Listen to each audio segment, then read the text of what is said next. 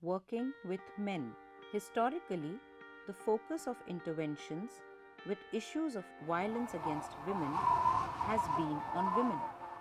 However, it is important to include men in strategies for preventing and responding to issues of violence against women. While working with men, counselors need to keep the following in mind. Violence or abuse is not due to the perpetrator's loss of control over his behavior. It is a choice made by the perpetrator to exert control over his partner.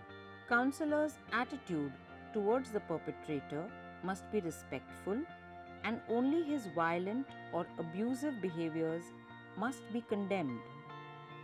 Before beginning the counseling process, the counselor must respectfully invite the perpetrator to the center. The counseling process should begin with building rapport through general questions such as, "Did you have any trouble reaching the center today?" Counselor should then encourage the perpetrator to share his side of the story, keeping in mind that the primary client is always the woman. Counselor should attempt to seek details of triggers and patterns of violence from the perpetrator, while clarifying that these cannot be used as justifications of violence. The counselor should explore negative effects of violence on women, children, other family members, and the perpetrator himself.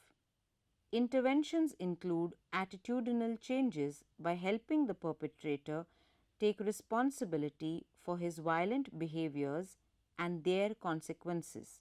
Counselors should encourage the perpetrator to use non-violent alternatives for peaceful communication and conflict resolution.